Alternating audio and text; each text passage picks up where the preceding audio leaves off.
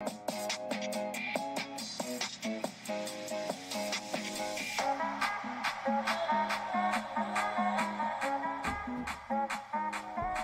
everybody, welcome back to your BJJ and Travel Roll With It podcast. Today I have a very special guest, Professor Gina Franson from X2, right, Professor? Yes. Yes. X2 Fitness. X2 Fitness. And we've been talking a lot. We've been talking about a lot of different stuff.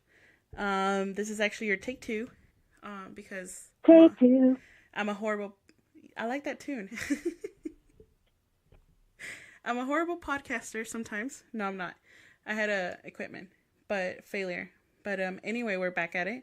And it's actually given us a lot of time to talk and discuss our topics a little bit better and more in depth. And I think you guys will find her very intellectual. She has a lot of stuff to share.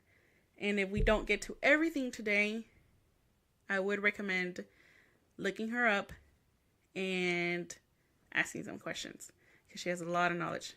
Trust me, I'm trying to tap into some of that knowledge. So, Professor, thank you for being here with us today. Thank you so much, and thanks for not putting any pressure on me.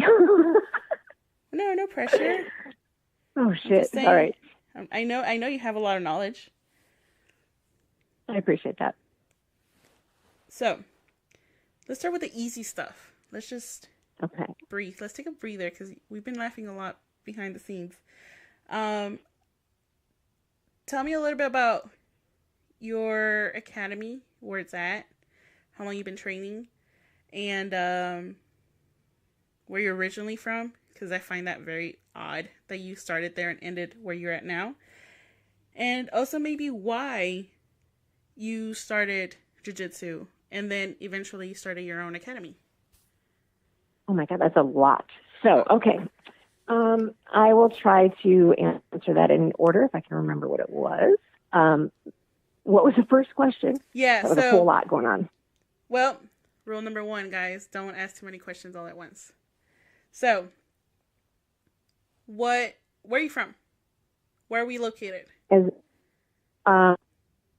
My gym is in Minneapolis, Minnesota, and I train out of my professor's gym, which is McCune's Martial Arts, and my professor is Chris McCune, and he is in Brooklyn Park. Is Brooklyn Park also in Minneapolis? Minnesota. Oh, okay. So it's about it's like a 25-minute drive one way from my academy to his. Oh, nice. But you run your own academy, right? I do, yeah. And that is X2 Fitness. 7 years now. Yep, X2 Fitness. And I know the first time we spoke, that was your anniversary, which was what, like 2 weeks ago? On the 20th of March, yeah. So congratulations on that again. Thank you. I know it's a big deal for people to open up their own academies, but I just always find it even more interesting when a female black belt can actually dominate that area. It's definitely interesting. I'll just say that.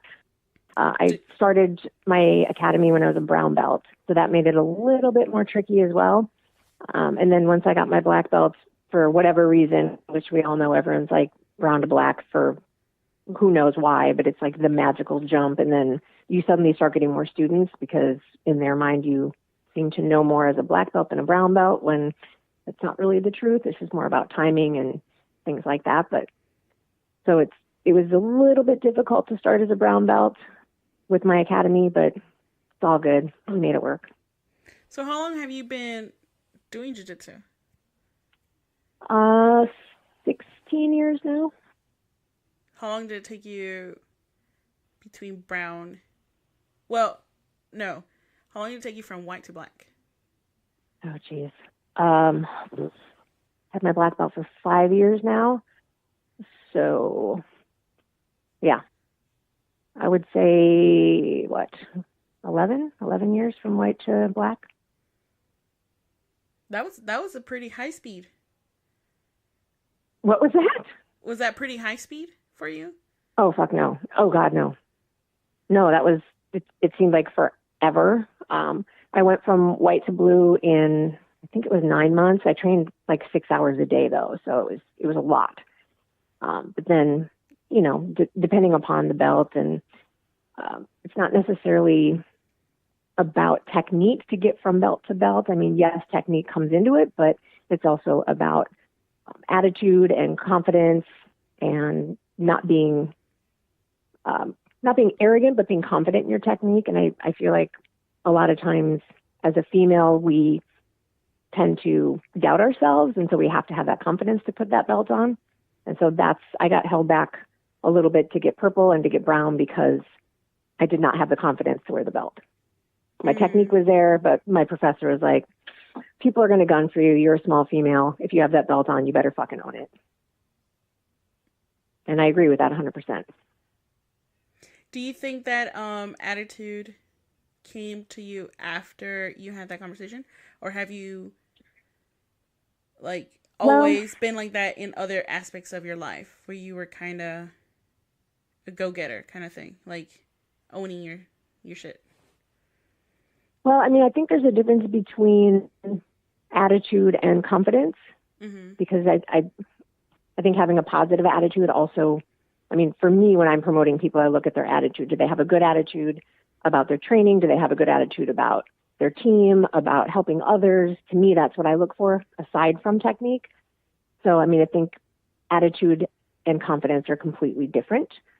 But yes, because I was a little bit more aggressive just in general, I think that probably helped me out a little bit, but also got in my way at times because I probably didn't use my technique as much as I should have and relied more on my angst, if that makes sense. Yeah, no, it makes perfect sense. I think there's a lot of people, including myself, that find ourselves in that position where we're not sure what we're lacking to move to the next level. Not necessarily, and the thing is, it's not always necessarily chasing the belt itself, but just knowing that you are improving. So sometimes when you get stuck at a certain belt for so long, it makes you feel like, is my technique just not improving? But I think, sharing that part, what you just told us right now, see, and that's what I meant. You have so much knowledge, because I would have never necessarily thought about that. All I'm concentrating is my technique improving or not? Yeah, jiu-jitsu is really weird, and this is just my opinion, but it's really weird where it's a team sport yet individual, and so you have to work on yourself, but you also have to be there for others, and so it's this really fine balance of putting the time in for you and getting your own training, yet still being available for the team. So where it's like any healthy relationship, you have to find that balance. Where is it? And how much do you give to yourself, and how much do you give to others? Okay, I see that. So you have this different perception of jiu-jitsu. Just because of other people I've spoken to, right? Just by what you're saying right now, you have a very different view of it and what it can do and what it brings and what it is about. So I want to know what brought you to start jiu-jitsu, because I know you had a really cool job. Well, in my world, it's a cool job. I know you don't consider it cool, but you had a different job before jiu-jitsu took over your life. And I want to know just briefly what that was, but what essentially brought you to jiu-jitsu. So this is why the take two is good, because you already have all this information. So you're like, I'm going to put that in there. So my main career, if you would, before jiu-jitsu, before I started teaching and all of the things, I was a bank teller for a long time. So I got out of that industry. I did it for several years. I got out of that industry because I was, I don't want to say involved because it makes me sound like I was involved in it, but I was in the bank working twice where there were holdups. So I was like, fuck that. I don't want to do that again. I don't want to have a gun to my head again. I'm out. Wait. That's like, whoa, what? Yeah, for real. Yeah, You that were was some. in the bank when somebody came. You pretty Hmm. much got robbed. Well, yeah, it was like takeover style. So yeah, like three dudes with guns and sawed-off shotgun, and it was fucking crazy. And yeah, it was insane. Holy crap! So that, That just became even yeah, more cool. I know, right? But it's not cool because it was. That's when I was like, okay. Well, I don't And then mean when you that see movies part. where people are like, no, I know that was. Oh my gosh, that was insane. That's when you learn to have really good bladder control, so you don't piss yourself. Yeah, that's when you also learn that you're not as brazen as you think you are. Because you're just like, okay, I'll do whatever you say. It was cool. Yeah. So that's Wow. why, yeah, that was some shit. So that's why I left banking. So I'm like, I don't need to get shot. I'm good. Thanks. And then I ended up teaching boxing and fighting amateur boxing. And I got into jiu-jitsu because I was assaulted and realized that boxing does you no good when you're on your back. So a year after I was assaulted, I started jiu-jitsu because I didn't want to be afraid of it. And I told myself when I got my blue belt that I would be basically moving past the assault and that then I would stop jiu-jitsu because it was kind of my goal. And I got my blue belt and I fell in love with jiu-jitsu, and here I am, a black belt in a gym and a team, and 16 years later. So that's how I got into that. So I had no idea about your assault before I even reached out to you. Which was refreshing, by the way. Well, I'm glad. I mean, all I knew was there's this really small but very feisty black belt somewhere in a weird state called Minneapolis. And it's just weird to me. The state's weird to me, but to be fair, any state that's not Texas or California is weird to me. Just because That's fair. it's That's fair. Texas, you know? Hey. But It's a great state, the great republic. country, yep. But and I don't want to get too much into the details of your actual assault, but I appreciate that. Do you feel that jiu-jitsu has actually given you your, how can I say, maybe independence or My sense of self? yes, has it given it back to you? Yes. 100%. So would you, and then another question, how was it actually starting jiu-jitsu after having that traumatic experience? You know, with the actual physical aggression part of it. Yes. Honestly, absolutely fucking horrible. I hated it. I started with private lessons 3 times a week, and then after a couple months I moved to classes, and then after that I continued with classes. But I cried every time beforehand. I went in the bathroom and cried my guts out and put water on my face and went back out and finished the lesson or finished the class. And then I drove home and I cried my guts out and said I wasn't going back. And then the next day I'd go back.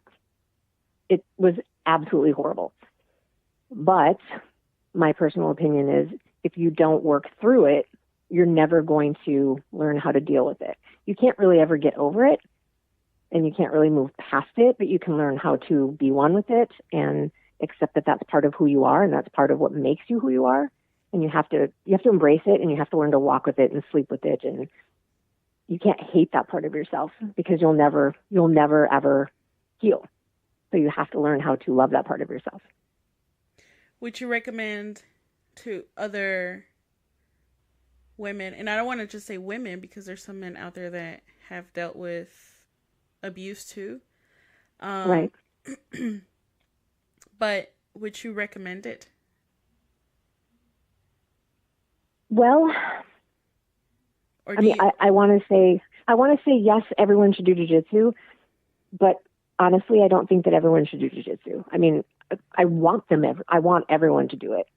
I've had a few ladies who have come in who have gone through trauma, who tried to do jiu-jitsu, and it really wasn't what they needed at the time.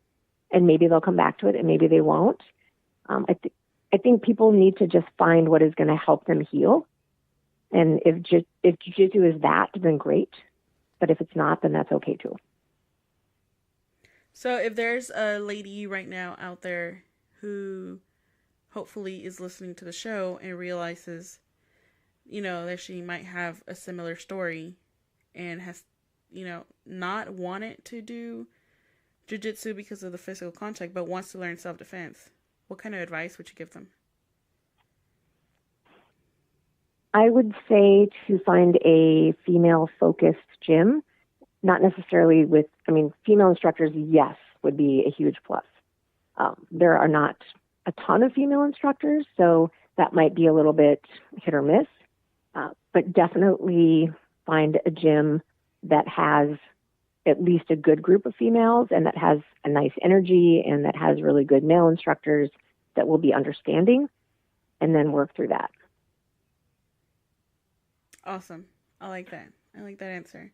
Because I like to always get women involved in the sport, just because it has done so much good stuff to me, and for me. But I have encountered, a couple who have told me, they have experiences like that, and to be honest, I haven't, had the right words to tell them. I come from wrestling and things like that, so this was always something I'm comfortable with. I feel like I'm more comfortable on the mat even than on my day-to-day life. But I do like that you have that knowledge, sucks that it happened, but it makes me, I don't know, it makes me so happy to know, or so proud to know somebody like you that was able to use that negativity and then turn it into a long life career of this, essentially self-defense, and that you found something to give you back your own self. Yeah, I personally, and I don't want to force it on people, but I personally think that it is good to face your fears, face your demons. I like to refer to my demons as my 100 and some pound pit bull or, mastiff or whatever. And I have to have it on a short lead and I have to train it. And if it's naughty, it goes in the kennel, and that's just the way it works. So I would love for every single female that has had struggles and traumas to do jiu-jitsu so that they can get that sense of self back and that management of their own bodies. But again, maybe that's not for everybody. I want it to be, but maybe it's just not. Well, and here's another question too. One of my managers today, actually this morning, asked me if I could give her private lessons in jiu-jitsu. She was like, "Can you teach me?" And I was like, "Sure." And she goes, "But I have really bad knees and I'm really old." And based on what I saw from all the competitions I've done and things like that, and I'm like, well, I don't think age necessarily always matters. Sure, but no, kind of thing. So, is she looking more for self-defense or more for, what I mean? Like, what is her end goal? Oh, I didn't get that deep into the question. I might have started blushing, but you know the backstory. I do, yes. But I'm not really sure what her goals are. We didn't get into that much of a question. But she's not the first one to say, I want to try it, and they're older. So, now what's granted... older? Well, that's what I was going to say. Granted, she's a lot older. She's like almost 60, I think. But okay, I will be 50 in October, so older. It really depends on what their goals are and their bodies are like, and do they have any maladies? Do they have any injuries? It's well, but that's what I'm trying to get at. You didn't start when you were 15. No. Right? God, so no. How old were you when you started? Early 30s. And you already spoiled it, so we already know you're almost 50. So a spoiler, I know. But in so many ways. the spoil Yes. part? No. Okay. What are you going to ask? Professor. um, segue. We'll come back to that question. Okay. You say you're almost 50, but I don't believe it. I think you're like 22 or something. I will show you my driver's license We at have the not Gala. we have not been able to keep a serious conversation the 2 times we've talked on the phone. So This I is a don't serious believe conversation right now. This is good. It was until you started cracking jokes. Oh, sorry. I'm Very so serious kidding. again. Well, now that you mentioned the gala, aka gala, or AK. for our Spanish speaking people, la gala. Ooh, I love it. Tell me about it. What's going on? What are we gonna go do April 13th? That I am taking my wife to this thing instead of taking her to dinner on her birthday. I honestly think it's going to be a great birthday present for her. That's what I think. Amazing. That's what I'm thinking. That's why I was like, no, we're doing this. Like, she gets to dress up. She gets to go and have some cocktails and hors d'oeuvres. She gets to do a silent auction, all in support of a fantastic cause for Weedify Foundation, which gives scholarships for jiu-jitsu to combat disabled veterans. What a better way to celebrate your birthday. Exactly. Especially being active military. Right. So how did you come into this foundation?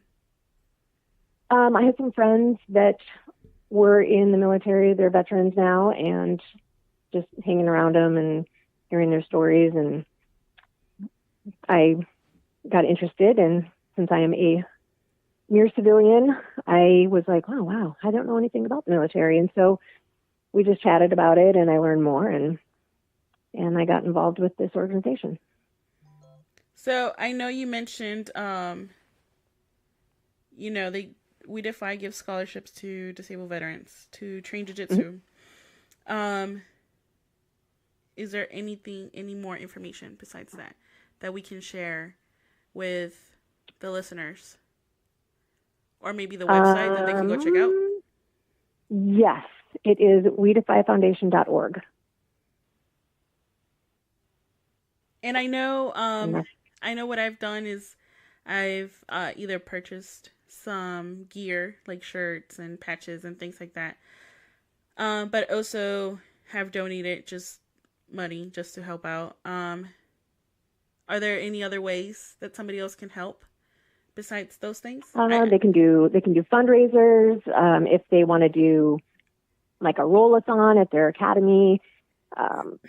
There's so many different ways. And again, like you said, you just donated money. That's cool too, because it takes. Let me look at my notes here because I'm trying to be professional. Let's see. I know, right? It takes $2,500 per year per athlete. So for one person for the scholarship, it's $2,500. And what does that cover? Just the training part? Covers training, and it gives them a couple gis. And depending upon if it is required or whatnot, and they're authorized to do private lessons, it covers that too. Oh, that's awesome. That is so good. So it's really good. But the wait list is very long, sadly, because we need funding. So hence the gala. And for our Spanish-speaking listeners, La gala. Thank you.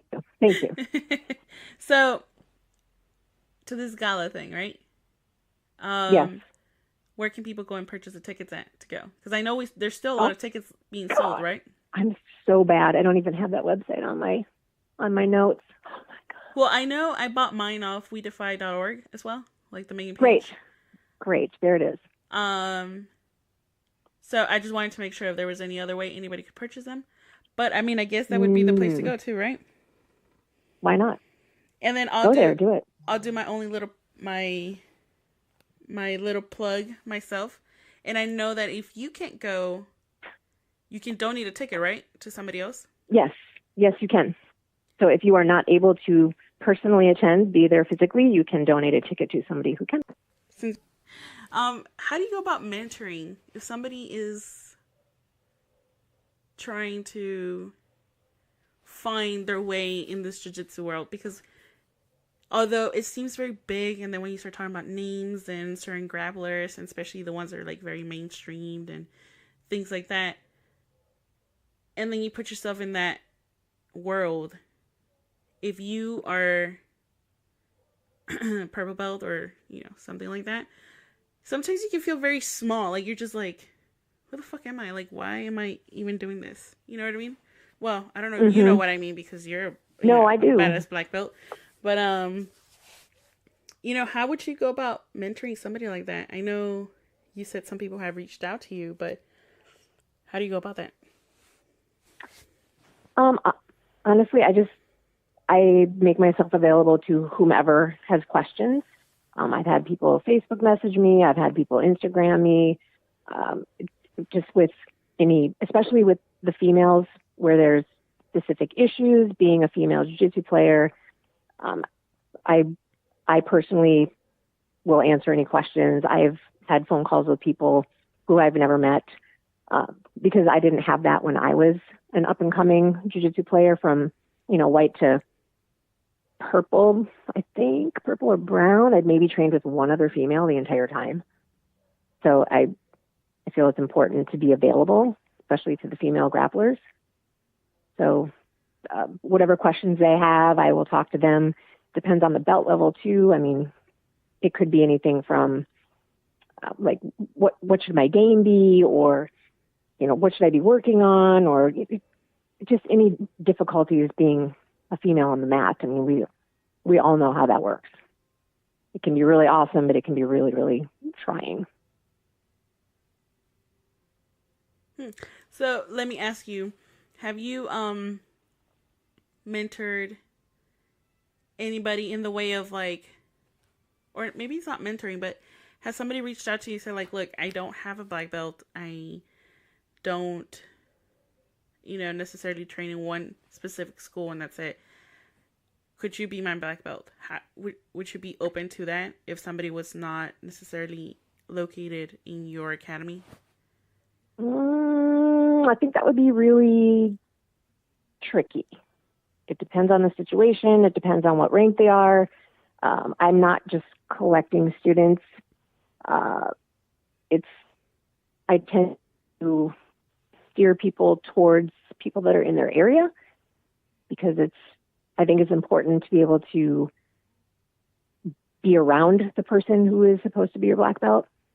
I'm there for anyone who needs to have some sort of support, but I have students who have moved and are still under me, but that's because they started with me. Mm-hmm. I think that's really, it's a touchy topic. Case by case. So I would say again? Case by case. Yeah.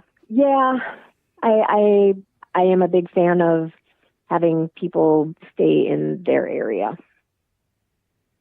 So how important is it to find a black belt to be under? I mean, is it really that important? Or would you say, yes, just keep moving along and just keep training wherever you go and then that's it? I think you would be better off having a black belt. I mean, you have to develop a relationship with somebody. They have to know all of your pros and cons. They have to know how to work with you. I think it's really important. Like you feel lost if you don't have that one person to go to. I mean, right. It's a relationship, it's like my professor is a very close friend. He's a mentor. I would be lost without him. He helps me with so many things, on and off the mat.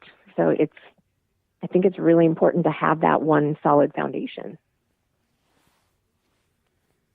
And then what happens if you move away? I mean, would you just continue with that same professor and traveling back and forth? So, First of all, I'm never going to move. I'm never going to move, and I'm never leaving my professor because he's amazing.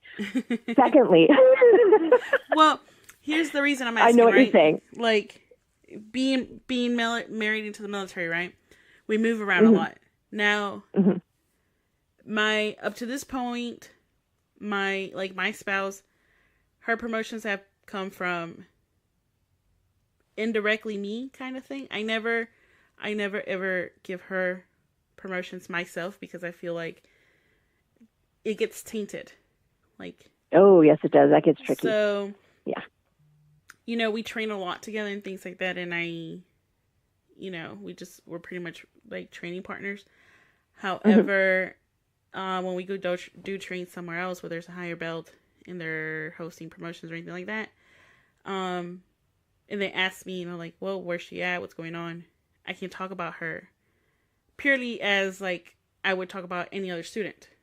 But at the end of the day, I let that professor make their own decision. You know what I mean? Like, I don't try to push it on. Like, if anything, I'm always like, don't promote her yet, just because I've always had like the harder road with promotions and things like that. So let's just say I'm kind of like, I don't know, hard, I guess you could say, even with like promoting kids. Like when I have my students in Germany, parents would come and tell me like, well, this school is doing promotions every month and you haven't promoted my kid in like 3 months. I'm like, well, they're not there yet. Even though they're little kids. I don't care. They're not there yet. I'm supposed to be teaching them something to feel confident on themselves. Therefore, I'm not going to promote them if I feel like they're not there yet.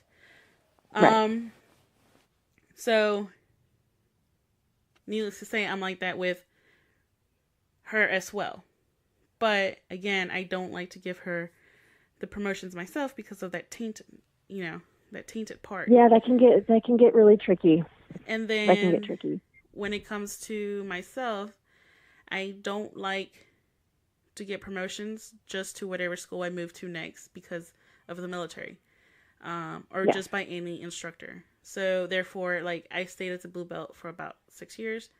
It's been almost a little over 2 since I got my purple, but I hadn't found a black belt that I felt like this is who I want to represent, because that's how I see it. When my students get a promotion and they get their belt from me, I feel like they're carrying my name. Yes, so, they are. They absolutely are. Therefore, when I'm looking at a black belt, it took me a long time, actually. I think, literally I was training at different places for about almost 6 months before I settled at one. And it's a drive to get out there, and train and things like that. But to me, it's worth it because I like so far what I've seen and what I've heard from this black belt, and everything that goes behind it. I'm like, that's who I would want to represent. Whenever somebody sees me, I want them to know that's a blank student.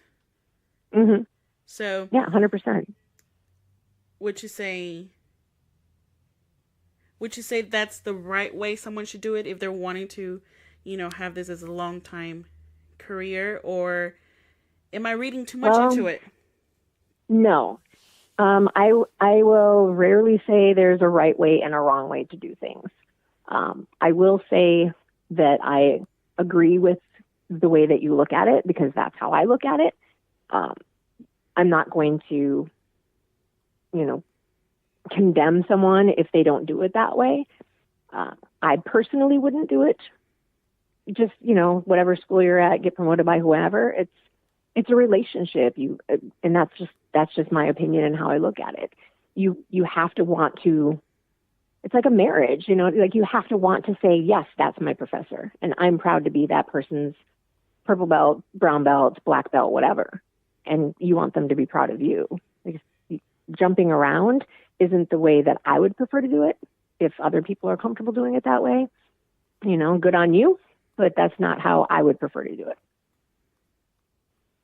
And do you think there's a certain point that you get to where it's like it's hard to build that relationship? Like maybe you are, like if you get a new student, they're a white belt. It's I feel like it would be easier to build a relationship with them over the years because you got them when they were pretty much fresh.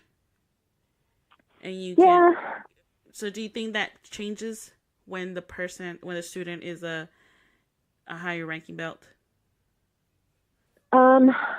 No, I don't. And I say that because I've had several blue belts come to me. I've had a brown belt come to me, and they have to want to be there. They have to want to be open to having somebody different, and that's their decision. And in my opinion, that's a big decision. I've had to make the decision to change professors before, and it's a hard decision, and it's a serious decision. So I don't really think that it makes a difference between white or blue or purple on up. I mean, the only thing that would be different is, with any relationship, friendship or whatever, student, blah, blah, blah, you have to just get used to that person's way and that person's voice and their cueing and it's just human nature. But they have to decide to be there, and they have to decide to commit 100%. And as the professor, you have to decide to give them 100% of you. That's very, very interesting. And I'm glad we're having this conversation because I know I have other two friends who we all started training together at one very traditional gym back like 2010, I think. I mean, yeah, 2010. And then we kind of all just kind of split away. There was like a big breakup in that school that we were at, and it started at the top, like the professors just kind of didn't work out. So then we were all kind of like left stranded. And then everybody, with time moved and everything like that. They were all military as well. So everybody has moved, and I've seen everybody, get their promotions and things like that, and, train here and train there. But when we come back together and we talk about it, none of us feel like we belong somewhere anymore. So even till now, sure, we've continued training everywhere, but a couple, including myself, decided to just stay pretty much like nomads for a while because it was hard to go into a new school, as a blue belt. And then it almost felt like every time we went somewhere new, we got tested even more. Does that make sense? How so? No. Okay. So, like, you had to earn your spot even more than somebody that's coming out of the street, just, hey, I watched some UFC. I want to do some UFC. And it's like, well, no. Yes. I'm going to say that some of it was probably your perception, but some of it was probably correct. I mean, it's like a pack, it's like if you put a new puppy into the pack, that puppy has to earn their spot. And that's, I do a lot of analogies of dogs because I have dogs. I love dogs, and they're pack animals, and they all have to learn to work together, but they all have to learn to know where their spot is. And those spots change over time. But when you are the new puppy, there's going to be a little bit of uncomfortability and turmoil at first, and then you learn your spot. So what would you say to somebody in that position? Do you just push through it? Are there conversations that need to be had? Or do you just go along with it? Do you just go along with it and train and, do your thing? I'm going to say, I hear dogs too. I was going to say, can you hear my German Shepherd? Yes. I'm going to say it depends on what type of pack mentality is going on. If it's not healthy and it's not positive, then obviously don't be there. I mean, if it's one of those like, ooh, this place is fucked up. Or is it just okay, I'm new. I got to kind of figure it out. I got to smooth shit out. And if people aren't welcoming, that's one thing. I've had a few new girls at my gym who are blue belts coming from other gyms, and it's been a month now. And last night in class and this morning too, it's like now they're smiling, they're having a good time, and I was like, hey, I'm really glad to see that. And they just said, yep, it takes a little bit, and you got to get comfortable. But my school is welcoming, and maybe some schools aren't. I don't know. It's not for me to say. Mm-hmm. So it really depends on, are you getting that, hey, we want you on the team. Yeah, it's going to be a little awkward finding your space. Or is it, we don't really want you here, so we're going to make it hard for you. I see. Huh. See, okay, that makes sense. Well, I feel like I've found a really good place now to train at. I think I'm still on the trial basis, but I mean, right away it just felt like a different vibe. But I do know I struggled with that for a little bit. For the first couple of schools I went to, I just feel like I couldn't find my spot. And I know I still have a couple friends who, still feel the same way. They haven't found their spot. And kind of sucks because some of them are already brown belts, and they've been brown belts for quite a few years. So it's like, where do you go from there, Yeah, I do know. And it's a hard spot. I wish I had some magic answers, but I don't. It's just going to be one of those, find the gym that works for you, find the professor that clicks with you. It's not that they necessarily have to, be exactly like you, but they have to have some sort of values that you hold, morals that you hold, things that you see in that professor that you want to emulate. Like, are they good people? Do they provide a good atmosphere? Do they give back to the community? I mean, do you not want to be like that? Because that's who I would want to be like. Mm-hmm. Right. So it's really more of a find what works for you, find who works for you. That's I think that's as clear as you can get. What works for you, right? Yeah. And who's going to work for you? Who's going to advocate for you? Who has your best interest in mind? Well, I appreciate you sharing some of that knowledge. I know we were all over the place with our interview and conversation, but I just feel like you have a lot to give. So I was trying to tap in a little bit into a lot of the things you got. I'm gonna go ahead and try to pencil you in, because I know you're super busy. You're about to start your seminar season, right? Yes. So hopefully at some point, we can have you back on the show where we can talk a little bit more and have, you share some of your knowledge a bit more. But for right now, I want to jump into the 15 questions. Oh, shit. I was hoping we were going to miss that. Right. Okay, go. Right. You think I was going to do that. So typically it's called like 23 Vogue questions. Okay. I do 15 just because 23 doesn't, I don't like numbers like that. I like fives. Like 5, 10, 15. I love fives. Okay, good. Except when they come in bundles of 100. Exactly, because then you don't know how to count them. But we're going to do 15 questions. Okay. Just answer first thing that comes to your mind. And yeah, just let it roll. Roll with it. Okay. Professor Gina. Oh, fuck. Here it comes. It's an easy question. Yes. Who named you? Uh-huh. Who named you? Oh, God. Well, thankfully my mother. Why Gina? I have no idea. Who is an idol for you? My mother. Who inspires you?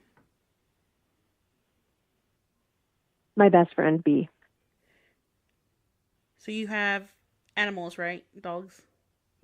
Yes, 2 pups. What's your favorite food? shit. I don't really have a favorite food. I can tell you the food I eat the most, which is eggs. Ugh. Best or favorite hobby? Jiu-jitsu doesn't count. Say again? Favorite What was hobby? that? Sleeping. Sleeping. Mm-hmm. Favorite music? Anything but country. What? Yeah. Are you a hard ass or are you a softie? I've been told by an 8-year-old girl that I am like a burnt marshmallow, that I am black and crispy on the outside and soft and mushy on the inside. Whoa, that kid has some deep thoughts going. No doubt. You made some impressions on that kid. What's your favorite drink? What was that? The one I'm having right now, which is Grey Goose and tonic with a squeeze of lime. You're having a drink right now? All I have is Gatorade. No. That's your problem, not mine. That's Well, called wisdom. What? There, you see? There we go. Another pro tip. Well, cheers with my Gatorade. Mic drop. Because then you can dehydrate and rehydrate all at the same time. What's your most memorable place that you have been? Hermosa Beach.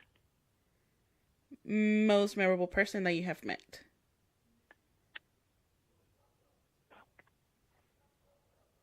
There's been too many. Honestly, I can't even pick one.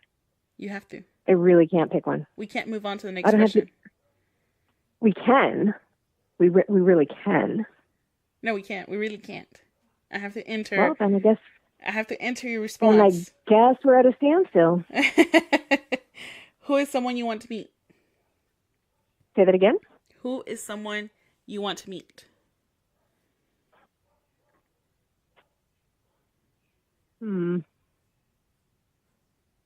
Oh, fuck. I can't remember her name. I saw her on Netflix. She is an ice skater, and she is French. She's a figure skater. And she's here in Minneapolis, I found out, so I'm going to totally fan out on her. What? Oh, I can't fucking remember her name. Yeah. She was on a documentary called Losers on Netflix, and they can send me a thank you for promoting their show. Plug. It was amazing. Plug. Yeah. Yes, I totally want to meet her. She's amazing. Well, we'll try to get this to Netflix so they can hear at least this part of the interview, and then maybe we can get you that meet and greet. I can just go down to Braemar and just meet her. Well, so, fine. Yeah, fine. We won't help you then. Right? I know. Oh, fuck. But I don't ice skate, so that might be a problem. Okay. Ooh, yeah. What number are we on? Favorite technique? Oh, chokes. Next question. Chokes or joint locks? Oh, well, chokes. Morning or night owl?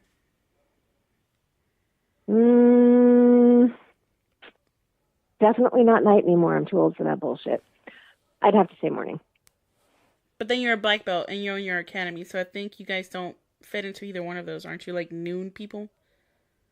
No, well, I get up every morning around 6:30, and then we have 9:30 a.m. classes. So, and then I have evening classes as well. But if I weren't teaching, I would be going to bed at like 8:30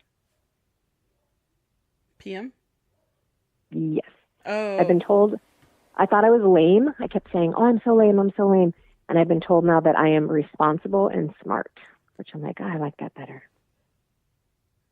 You know, I was going to do a long Facebook post today about how I feel like I am responsible now because I'm actually, what time is it? I'm actually getting close to my bedtime and I still have homework to do and I have to be up for work soon. But, then I was like, oh no, that's going to make me sound lame. Never mind. I'm not responsible. No, responsible and smart. That's like the new hot thing, apparently.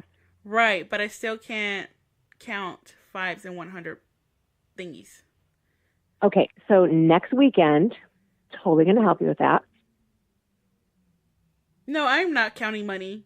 I am going to the gala and I'm going to not do that. Okay, so we're going to go to the gala, and then how do you say it in Spanish? La gala. Love it.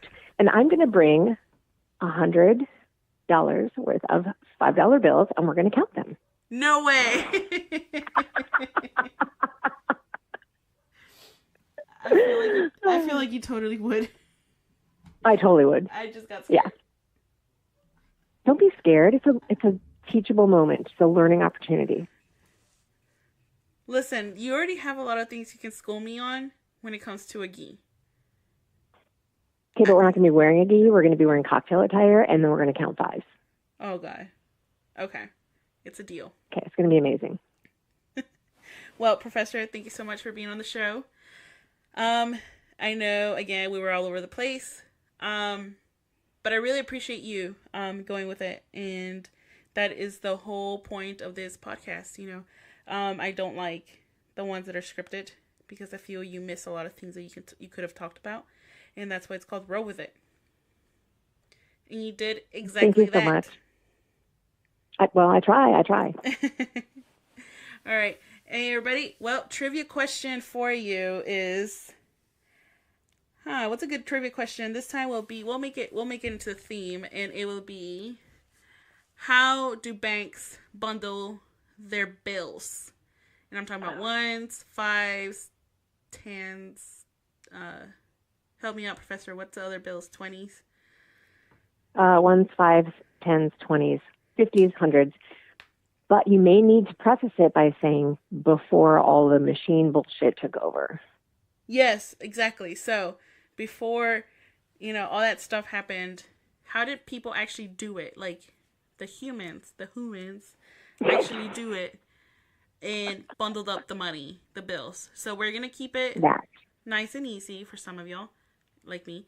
1 through 100, whatever bills are in there, how were they bundled up? If you have your answer, try to send it to me on Facebook, DM, don't post it anywhere. Otherwise, you just helped a whole bunch of people get free shit, and you didn't. And if you figured out the answer, you will get a free Cinnamon shirt. All right. And until then, roll with it.